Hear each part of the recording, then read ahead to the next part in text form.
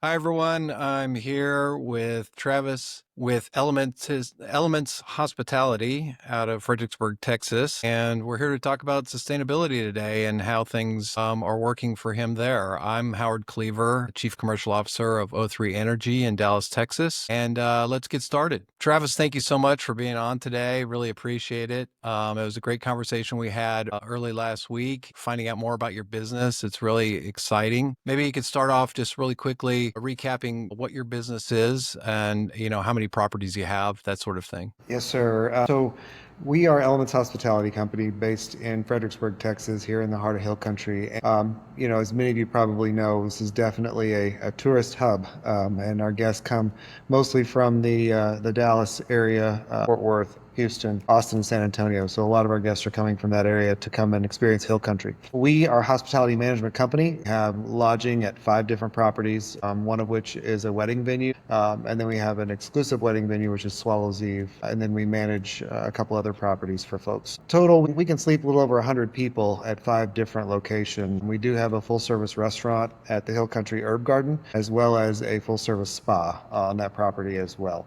So that's our current portfolio. And, we're working on expanding that with what we have that's working well now. Fantastic. Fantastic. It sounds like a beautiful operation you have, and it's definitely in a beautiful setting. I mean, Fredericksburg is an amazing place. Let's jump into talking about, you talked a lot about sustainability before, that you're, very focused on that, concerned about that as an issue. How do you see that as a competitive advantage in your business? The guests really respect your sustainability efforts, like your towel reuse programs, for example. And how is focusing on sustainability change your guest experience, would you say? Well, I think it definitely impacts their experience because we have a selective group of guests, which is wonderful. That's who we want to appeal to. It's affected us in a way that they've gone so far as to thank us publicly on social media, on reviews. They even leave thank you notes sometimes in the room that they appreciate our efforts. We're by no means perfect in our efforts. However, we continue to strive to do that. So I think that's how it's enhanced our guest experience in the bookings, because people that have a positive experience, they want to come back, and they will come back if they feel that their efforts being continuously made to improve. Fantastic. Fantastic. Yeah. And what's the biggest impact that sustainability's had on your business? You mentioned return customers and so forth. Are there any other sort of impacts that you've seen? There are some cost savings, of course, which is always important, right? There are cost savings that we have been able to do, but also, it's allowed us to offer new things, and make us think outside the box a little bit and do things that maybe we haven't done in the past. And we love it when guests brings us ideas, or, hey, have you tried this, or what about this? And sometimes we're like, yeah, we have, and that didn't work. And if we haven't, we're always open to new suggestions on how we can do things a little bit better. Yeah. To lead off of that, how do you communicate with your potential guests as around these sorts of initiatives and So the each things that you're property is, doing?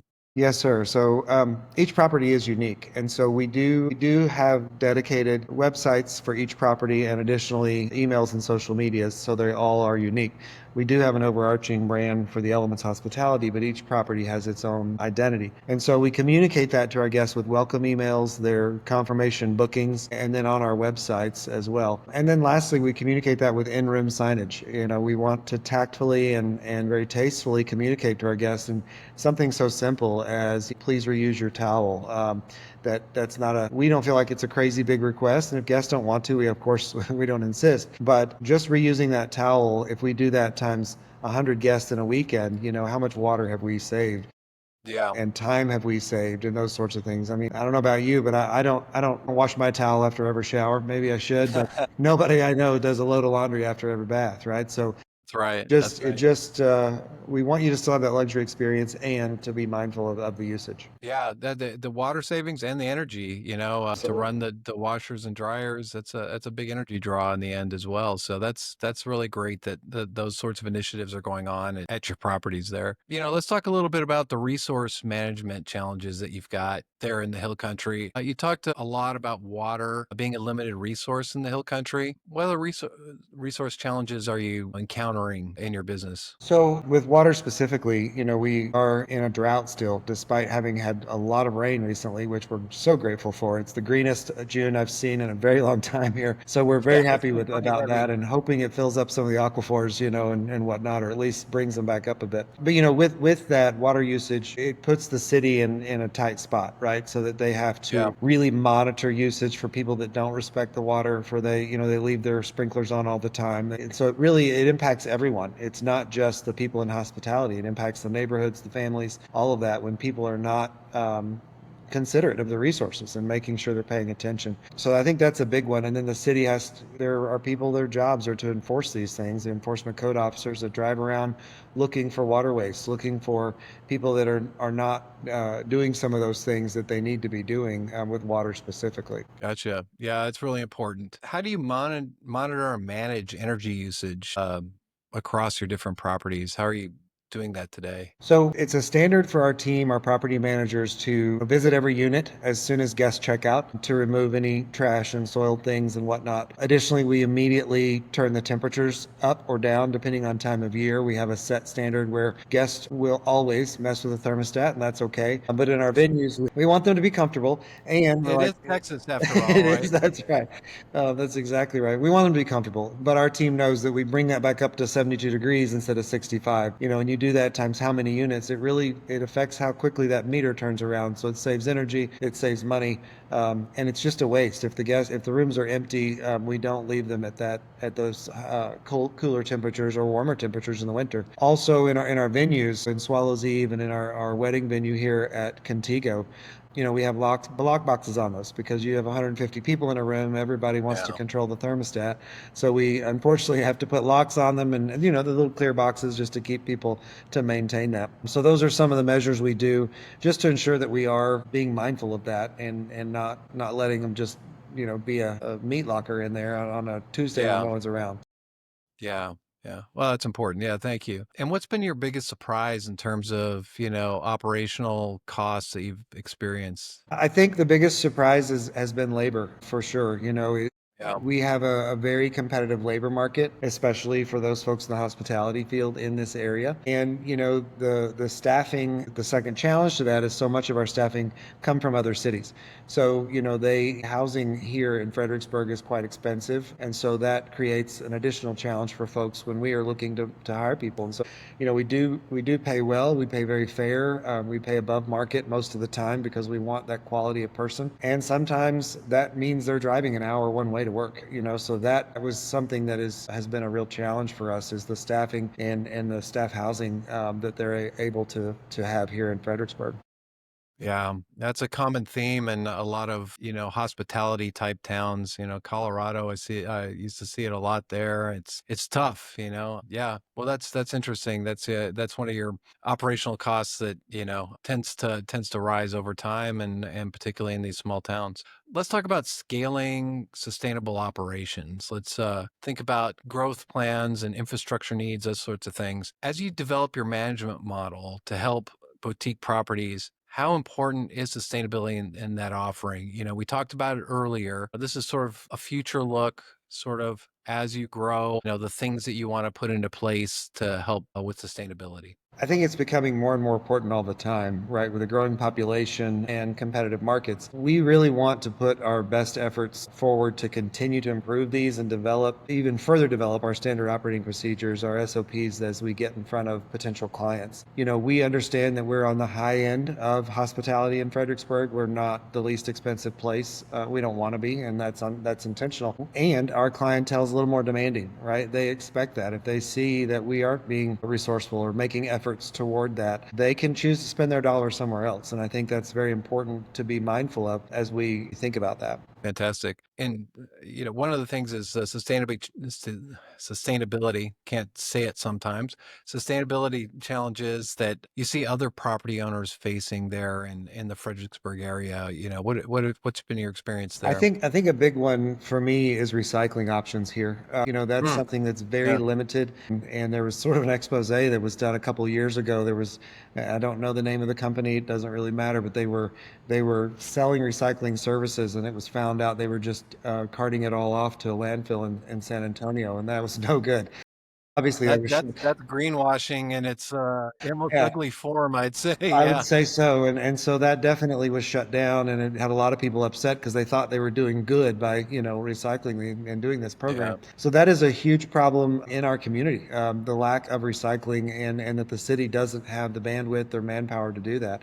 I moved to Fredericksburg from Central Missouri about 5 years ago. There was a great recycling program there, made it very easy where bottles and cans and homes could be put on the curb in a certain bag, and cardboard was recycled and all these things. So it was a huge adjustment for my wife and I when we moved here to go, well, what do you mean there's not curbside recycling? That was mind blowing for us. So I Yeah. think that for the residents as well as for those of us in the hospitality industry, it's a real challenge. And I think, I'm part of a conversation that is trying to establish something in the city, but it's not getting a lot of support because it's costly. But I'd say that's our number one across the board challenge is the lack of recycling programs available in our community. That's interesting. Yeah, that's not something that normally comes top of mind. When you think of that, you think energy, water, some of these other things. But yeah, recycling. That's a really interesting topic. That's just I'm still blown away about that company that was just basically filling the landfill Yeah. and charging customers for recycled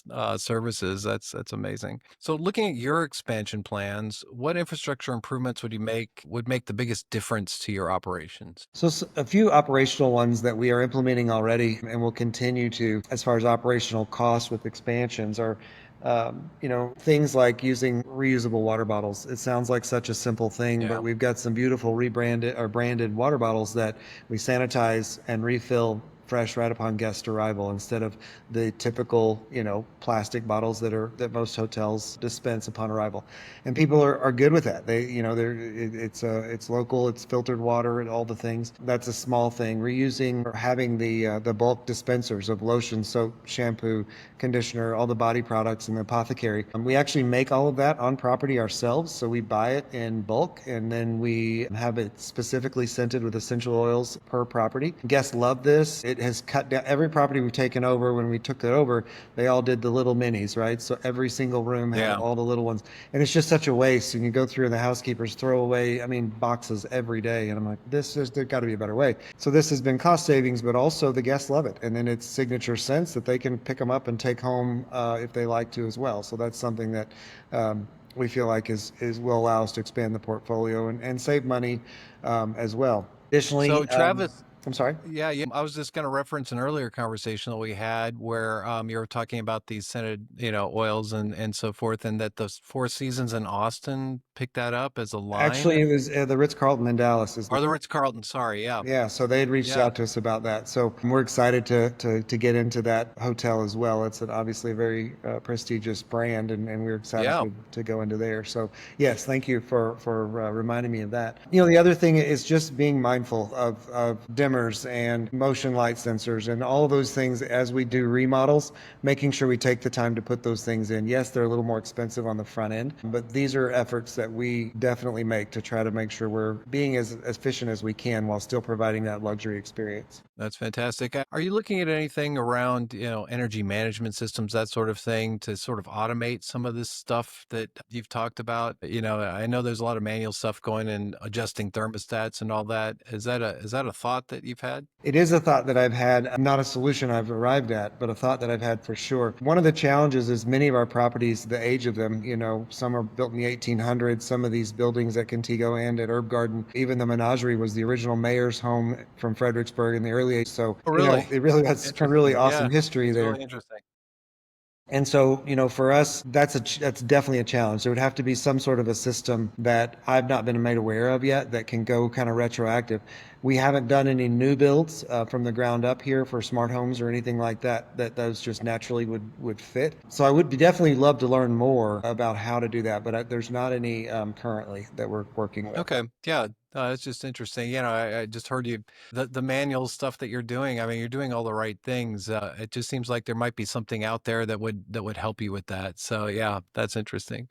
Let's talk about the guest experience versus operational efficiency, right? That's always a sort of tension, like a high wire act, right? You want to contain costs, but you at the same time you don't want to, be cheap for your guests. That's I right. mean, especially you've got, the premium guests that you're for a premium product that you're putting out there, premium service. So how do you balance those luxury experiences while managing those costs?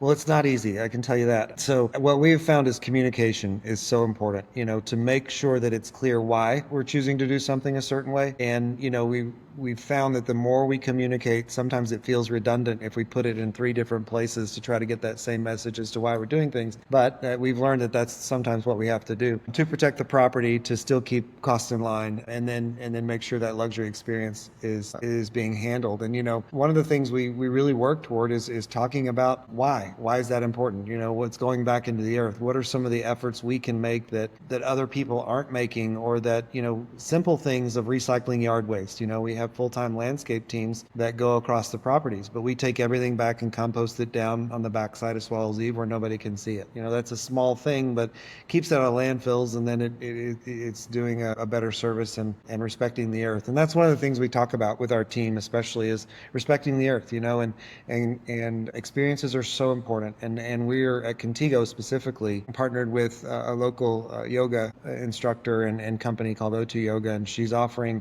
grounding experiences and earthing experiences and things that That's great. really don't cost anything. But when you're coming from the city and you haven't had your shoes on dirt in a really long time, or your shoes off and your feet on dirt, it's really something that people just have forgotten about, and it's becoming a little Yeah. more mainstream. But so for us, it's offsetting some of those things with new experiences or new options that really don't cost anything, but really create an experience. Gotcha. Yeah, I think the most important thing that you said there was the why, right? I think that gets lost in a lot of conversations, and people don't necessarily connect the dots. And the why is really important, and that's great that you're communicating that to your customer base. So fantastic. Let's see. I was going to ask you a question. You kind of answered that one.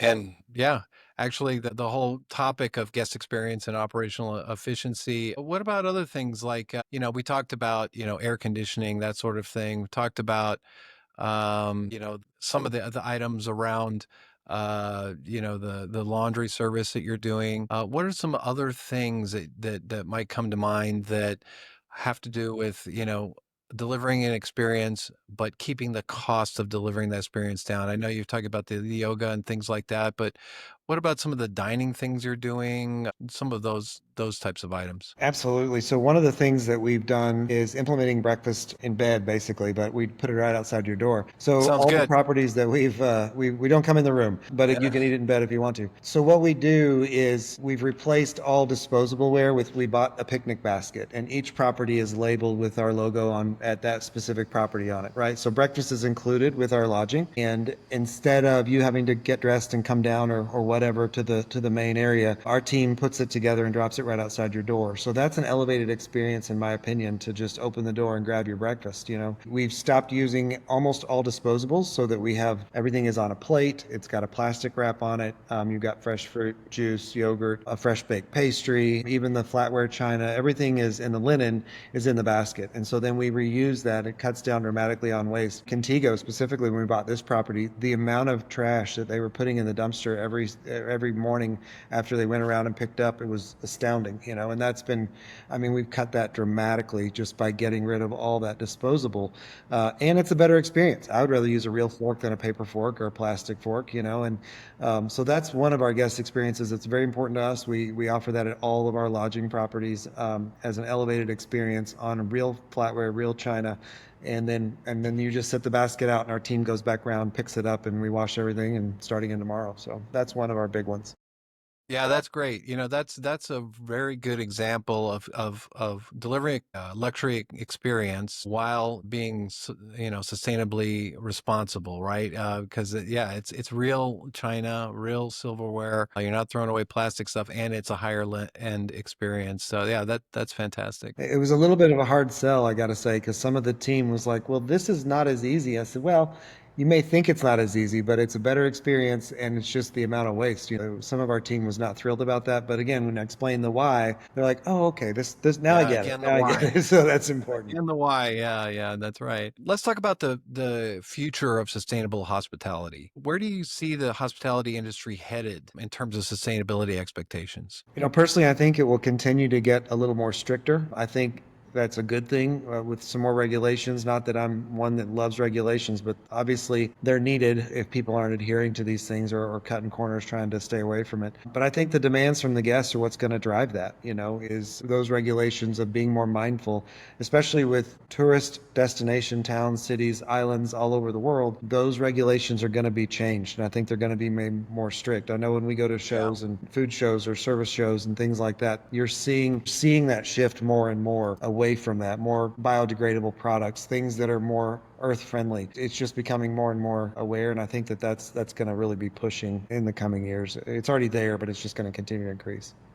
Yeah, from what I see, there's like a sort of a commoditization of the travel market. You're seeing more and more people and more destinations open up. And so, yeah, the sustainability thing's definitely got to happen because there's just the demand is growing every year. And you've got all types of people coming out there, some that respect that stuff, some that don't, and some that appreciate it, and some that don't. And, being able to serve the ones that do and also sort of mitigating the impact of the ones that don't, right? Right. Is really important. So yeah, that's amazing. If you could solve one major operational challenge across your properties, what would that be? For me, that's an easy answer. It's staff efficiency. I touched on that a little bit ago when I was talking Yeah, about you did. implementing new ideas, and they go, "Wait, we've never done it this way." That's okay. But staff efficiency, again, for us as a company, it's important to get them to understand the why, because that's the only way that I've figured out a way to get them to understand and buy in, as you and I have already talked about. But getting the operation standards where people really do care, where it's not just a job, where it's not. But that for sure is the number one challenge. And if I could solve one with a magic wand, that would be what it would be to say, okay, everybody gets it, they understand why we're here doing this, and have them see through the same eyes that we try to see through. Yeah, we see that a lot. I mean, the number one issue always tends to be people, doesn't it? Right, that's right.